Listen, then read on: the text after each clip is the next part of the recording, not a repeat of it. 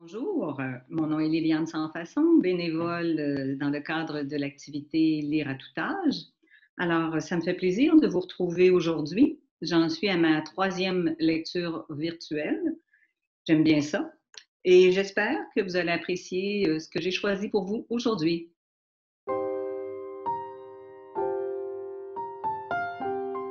Alors aujourd'hui, différentes lectures, encore une fois, qui sont inspirées de faits divers, de petites histoires et souvent des histoires de vie.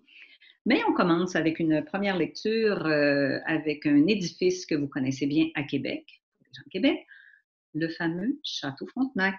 Alors, c'est un édifice qui est vraiment bien renommé, c'est un édifice qui est très, très photographié. Hein, on en voit des photos du Château Frontenac à l'extérieur du Québec.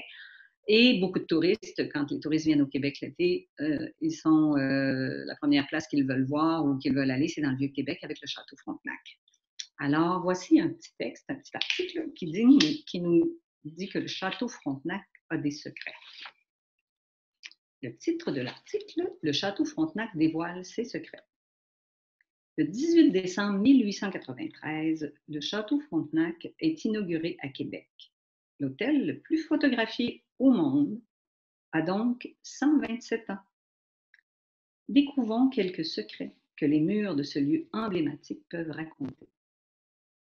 Cette figure imposante du Cap Diamant n'est pas un hôtel de luxe ayant accueilli différentes personnalités. Château Frontenac a été le théâtre de rencontres historiques et de tournages de films célèbres. Il est également la résidence de fonctions officielles de certains premiers ministres à une certaine époque, notamment le cas de Maurice Duplessis. Par ailleurs, les deux conférences de Québec durant le temps de la guerre, en 1943-44, se sont tenues à l'époque dans le Château Frontenac. Ces réunions entre chefs d'État sont d'une telle importance que l'hôtel a été complètement fermé. Personne ne pouvait y demeurer, même pas le premier ministre, M. Maurice Duplessis, qui habitait là de façon permanente. À la suite de la première conférence, un jeune garçon de table fait une découverte pour le moins spectaculaire et surprenante en nettoyant la salle. Sous une des tables où s'étaient assis Winston Churchill, qui était de l'Angleterre, Franklin Roosevelt des États-Unis et William Mackenzie King du Canada, se trouve un document très confidentiel qui détaille le débarquement de Normandie. Alors le garçon de table se rend donc discrètement à la citadelle où logeaient les dirigeants et il leur a rapporté le précieux document. Par chance. Aujourd'hui, l'hôtel compte plus de 600 chambres. Au fil du temps, plusieurs suites ont été renommées en l'honneur de personnalités importantes qui y ont séjourné. On n'a qu'à penser à la reine Élisabeth, ensuite Grace de Monaco, Charles de Gaulle, François Mitterrand. Alors, ils sont tous immortalisés au Château Frontenac. C'est également le cas du fameux cinéaste que vous devez connaître, un cinéaste américain, Alfred Hitchcock. Il a logé dans l'hôtel pendant le tournage du film La loi du silence, qu'il a fait en 1952. Et d'ailleurs, il a rendu hommage à la beauté du Château Frontenac parce qu'il y a une séquence du film, la fameuse séquence d'ouverture du film, c'est l'on voit le Château Frontenac. En 2000, l'édifice a dévoilé un secret gardé pendant très longtemps, une chambre emmurée et oubliée. Alors, cette pièce-là, elle avait été construite au début des années 1909. L'immense pièce se trouve à l'étage des appartements des femmes de chambre, parce qu'à une certaine époque, les femmes de chambre résidaient à l'hôtel. La raison initiale pour sceller une pièce comme celle-là, la pièce, ça demeure un mystère, mais sa découverte révèle une vue vraiment incomparable sur la terrasse du Frein et le fleuve Saint-Laurent. Chaque coin et chaque recoin du Château Frontenac est porteur de souvenirs et d'anecdotes. L'immensité de ce lieu patrimonial et la complexité de son histoire n'ont pas fini de surprendre. Le Château Frontenac n'a probablement pas fini de révéler tous ses secrets. Et c'est ce qu'on verra, c'est ce qu'on découvrira dans la prochaine lecture.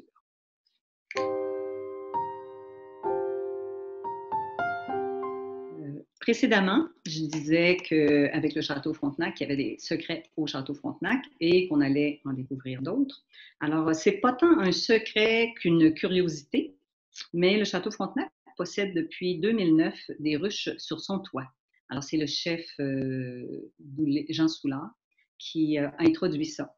Alors, le miel, il est utilisé dans la fabrication de la nourriture, puis il est même offert avec les commandes aux chambres, quand quelqu'un commande aux chambres, et on en produit aussi pour mettre à la boutique du Château Frontenac. Alors, c'est vraiment un miel de qualité. Par ailleurs, je me suis intéressée à la production de miel et qui produit le miel? Ce sont les abeilles. Et personnellement, je croyais qu'on était autonome au Québec avec les abeilles, parce qu'il y en a beaucoup d'abeilles qui pollinisent, qui font la pollinisation. Et j'ai découvert, en lisant un article dont je vais vous faire part, que non, on n'était pas autonome sur ce plan-là complètement. Alors, on importe beaucoup d'abeilles chaque année pour faire la pollinisation. Alors, l'article suivant qui suit. Abeilles à la rescousse, de la soute au champ. C'est la soute à bagages dont on parle. Elles sont plus de 200 millions à prendre l'avion chaque année pour nous permettre de manger des bleuets, des canneberges, des pommes ou du miel. Le coronavirus a failli compromettre le voyage de ces minuscules passagères et l'abondance de nos récoltes. La perturbation du trafic aérien en raison de la COVID a fait craindre le pire aux apiculteurs. Chaque année, les agriculteurs canadiens comptent sur l'importation par voie aérienne de près de 250 000 reines et de 40 000 ruches, mini-ruches, peuplées de 5 000 à 20 000 abeilles pour polliniser leurs champs. Californie, Hawaï, Chili, Australie, de mars à mai, c'est un véritable bal d'avions qui se pose sur les pistes du pays avec cette cargaison inhabituelle en soute. Et c'est précisément à ce moment de l'année que la majorité des vols dans lesquels ces insectes étaient généralement transportés, que le trafic aérien a cessé. Mais avec l'aide d'Ottawa, il y a eu un branle-bas de combat qui s'est engagé au cours des dernières semaines afin de faire venir le plus grand nombre d'abeilles domestiques avant le début de la période de pollinisation. Alors, il y a eu un vol spécial d'Air Canada qui a transporté 3800 kilos d'abeilles à même dans l'avion. Et l'avion a été affrété de la Nouvelle-Zélande vers Vancouver pour nous amener ça au Canada en avril dernier.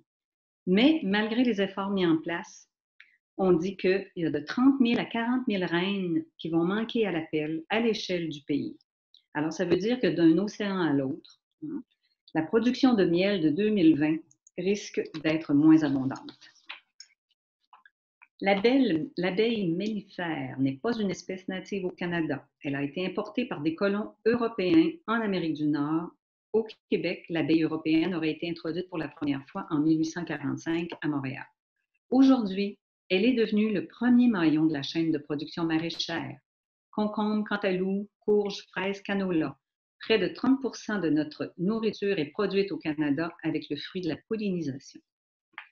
Un grand nombre de reines sont produites ici, mais le climat nordique du Canada fait en sorte qu'il est difficile d'en produire suffisamment tôt en saison pour la pollinisation de certaines cultures, comme les pommes ou les bleuets.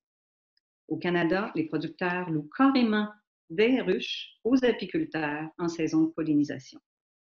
Alors, à une époque où il est de plus en plus question de souveraineté alimentaire, il est intéressant de constater à quel point notre agriculture dépend de l'importation d'abeilles. Alors, c'est une grande prise de conscience et cette crise-là nous a ouvert les yeux à propos du fait que nous devons sérieusement examiner des moyens de produire davantage de reines au Canada et non plus de dépendre exclusivement, ou en tout cas une bonne partie, par de l'importation. Alors, c'est là qu'on voit qu'un tout petit insecte est essentiel à la vie sur Terre.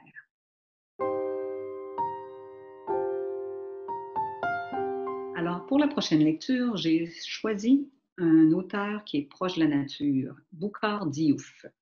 Est-ce que vous le connaissez? Probablement que vous l'avez déjà vu à la télé. Hein? C'est quelqu'un qui écrit des livres.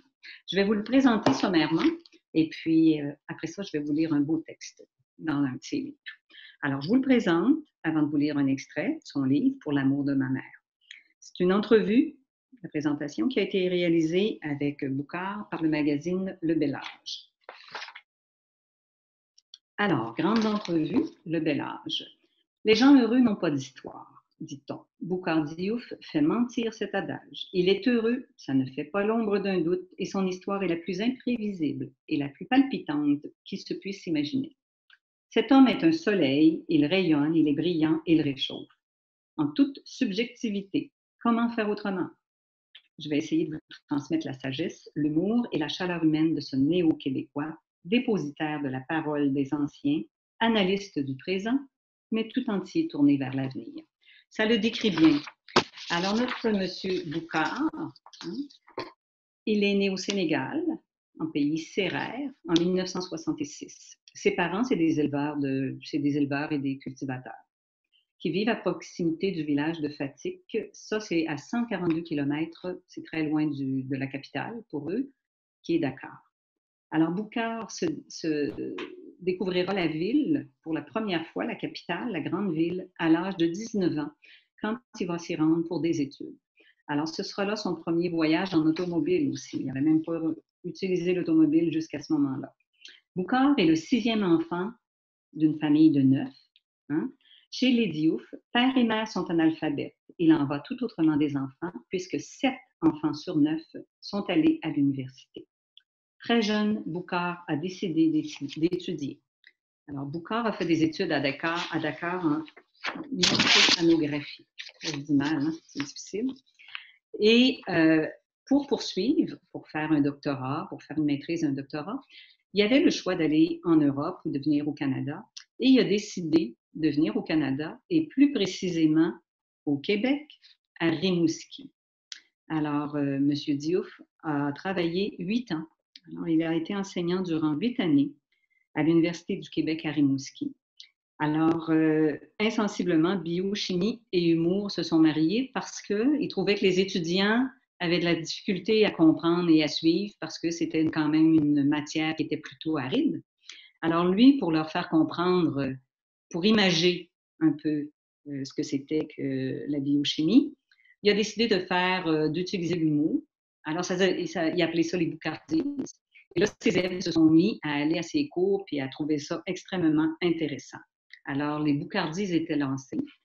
Et ce sont ces élèves qui ont posé sa candidature à un spectacle, à un concours, qui s'intitulait, si je ne me trompe pas, Juste pour rire, effectivement. Alors, c'est même pas lui qui s'est inscrit. Ses élèves l'ont inscrit parce qu'ils trouvaient qu'il y avait beaucoup de potentiel en humour. Alors, la suite, on la connaît. Alors, M. Diouf a arrêté d'enseigner.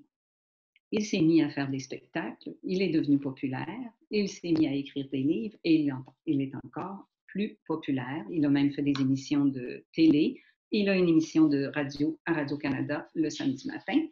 Alors, voilà pour M. Diouf. Et moi, je l'aime beaucoup. Et je voulais vous présenter un texte aujourd'hui qui s'appelle « Pour l'amour de ma mère » dans le livre qui porte le titre « Pour l'amour de ma mère » et pour les autres. Et pour remercier les mamans, pardon. Alors, je vous fais part de ce petit texte qui est très joli. Boucard Diouf commence en disant « Cette belle femme sur la couverture, c'est elle. C'est ma mère, photographiée en 1965 alors qu'elle était enceinte de son petit Boucard. C'est moi. Je dis cela un peu à la blague, mais c'est la seule photo de mon enfance, probablement parce que j'ai l'impression de me retrouver dans les yeux de ma mère. Je crois que mon premier vrai portrait d'enfant a été croqué une seule fois alors que j'avais 7 ans. Les photographes n'étaient pas vraiment légion dans ma jeunesse rurale au Sénégal. C'était en campagne. Je suis le 6e d'une famille de 9 et je suis immensément heureux d'avoir atterri chez mes parents. Bien que j'adore mon père, je tiens surtout à raconter l'histoire de ma mère dans ce livre pour dire à quel point son passage sur cette terre aura été une bénédiction, d'abord pour sa famille, ensuite pour sa communauté. On a tendance à sanctifier presque par réflexe les figures qui sont médiatisées, mais beaucoup de vies extraordinaires passent pour ordinaires, des vies qui parfois passent dans l'anonymat. Je suis certain qu'une personne vous vient en tête en lisant ce passage. Pour moi, l'œuvre de ma mère mérite d'être écrite. Aujourd'hui, maman marche le dos courbé et elle regarde plus le sol que le ciel. C'est le cumul des expériences qui a fait son œuvre. Les expériences à oublier et qu'on n'oubliera pourtant jamais. Quand on lui parle de sa difficulté à se redresser, maman réplique avec son incomparable efficacité comique qu'il faut bien qu'elle commence à zioter cette terre qui se prépare à l'accueillir dans ses bras. Mais entourez-la d'enfants et elle volait comme un papillon dans un champ de sorgho en fleurs. Et ce bonheur ne se complétera qu'au moment où ses conversations avec les voisines seront enterrées par le brouhaha de ses petits-enfants qui se chamaillent, qui rigolent et qui tourbillonnent autour de son boubou coloré, qui s'agite lui aussi. Le boubou, c'est le vêtement qui est porté autant par les hommes et les femmes au Sénégal, et ils sont différents quand c'est pour une femme ou pour un homme, mais ça s'appelle un boubou chez l'homme et chez la femme, et dépendant de la région, dépendant de la culture, le boubou est différent. Personne ne connaît l'âge exact de maman, même pas elle-même. Quand on lui pose la question, elle répond qu'elle est née au temps des arachides noirs. Nos anciens se référaient ainsi à des événements naturels pour déterminer leur âge. Ma mère serait donc née vers 1935. Pour le jour et le mois de sa naissance, on repassera. La couleur des arachides ici n'a plus vraiment d'importance. Chose certaine, quand elle a vu le jour, les champs d'arachides de sa région étaient la proie d'une maladie, probablement d'origine fongique, un champignon, qui avait noirci les récoltes. Alors, c'est cet événement gravé dans l'imaginaire collectif qui reste associé à sa classe d'âge, à elle et à d'autres personnes, évidemment, qui sont nées en même temps qu'elle. J'ignore où se décide la distribution des fœtus dans le ventre des mamans, mais je considère avoir frappé le gros lot. Si j'éprouve le besoin de rendre hommage à ma mère analphabète, c'est simplement pour qu'elle puisse vivre la surprise de voir sa photo sur un bouquin, comme ici. Quand elle demandera pourquoi quelqu'un a collé son portrait sur un livre, j'entends ma jeune sœur lui expliquer que Boucard a noirci des pages pour raconter sa vie lumineuse. Et pour éviter que les émotions trahissent son visage, maman prétextera que les moutons qu'elle élève dans la cour n'ont pas reçu leur ration alimentaire et elle s'éloignera en clopinant pour couper court aux compliments. À trop applaudir un danseur, il finit par se tromper de pas, dit-elle. Elle enseigne ainsi le devoir d'humilité devant les diseurs de compliments. Maman a toujours inventé des rituels pour cacher ses émotions à ses enfants. Pendant des années, à la fin de mes vacances au Sénégal, au moment de retourner à l'école, elle me faisait croire qu'il fallait se serrer la main et regarder le soleil avant de se séparer, sans se retourner. Il m'a fallu au moins une dizaine d'années pour comprendre que c'était là sa façon de me cacher ses larmes. Que dire aussi de ces comédies partant de précarité alimentaire, c'est-à-dire quand il n'y avait pas beaucoup de nourriture, pour nous expliquer qu'elle n'avait pas faim, une mise en scène bien fignolée pour éviter de dire qu'elle renonçait à sa part du maigre repas, pour que les plus jeunes de mes frères et sœurs puissent avoir une portion supplémentaire. Entre ma mère et moi s'étire un cordon invisible vieux de 53 ans, que la distance, le temps et même la mort ne pourront rompre. C'est dans ce puits d'amour généreux que j'ai puisé les réserves qui me permettent d'étancher, du mieux que je peux, la soif de mes enfants et de donner du sourire à mes proches ou à mes proches éloignés. Il arrive que des gens viennent me voir pour me remercier d'être ce que je suis. À chaque fois que ce compliment m'est adressé, je réponds que je vais faire le message à ma mère, qui, en grande partie, a fait de moi la personne que je suis. Elle m'a enseigné à tendre la main et à garder le sourire. C'est cette philosophie de l'ouverture, d'origine maternelle, qui explique peut-être cette tendresse manifeste des gens du Québec à mon endroit. Oui, ce projet d'écriture est très partisan, mais je sais aussi que partout sur la Terre, il y a des gens qui, en lisant ces lignes, reconnaîtront une partie de leur maman. Car peu importe la couleur et la culture, nous partageons tous la même humanité. L'amour maternel dans sa plus grande et sa plus pure manifestation dépasse largement les clivages linguistiques et géographiques. Alors, je pense que ça rend un vrai bel hommage à toutes les mamans de la Terre.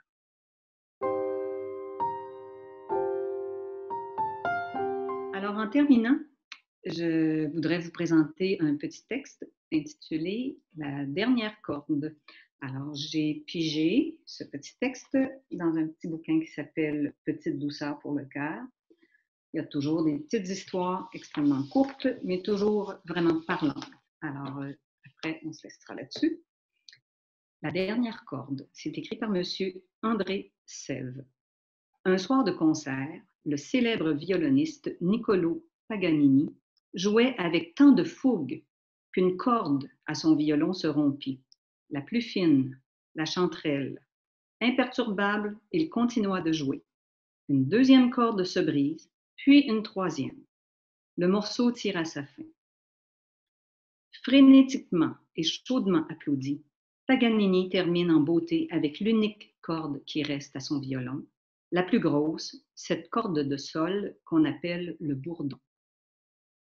Au crépuscule de la vie, une à une, nos cordes se cassent. Jambes plus faibles, mémoire capricieuse, levée plus difficile, mobilité réduite, fatigue du soir. Combien de temps encore pourrons-nous jouer le concerto de notre vie? À l'instar d'un Paganini étincelant jusqu'au bout, on peut faire entendre de belles choses avec les cordes qui nous restent. Il faut entretenir avec elles une grande amitié plutôt que de trop penser aux cordes disparues. Chère vieille corde de sol, la dernière, la plus grave, corde de la patience courageuse, de la sagesse, de la bonté, de l'expérience, des amitiés semées. Que de belles choses, que de belles notes peuvent encore jaillir de la dernière corde. C'est cela qu'on attend de nous, une petite musique de paix, d'amour et d'humour. Alors, j'espère que ça vous a plu aujourd'hui. Moi, ça m'a fait grand plaisir de vous présenter ces lectures. Alors, je vous souhaite une belle fin de journée.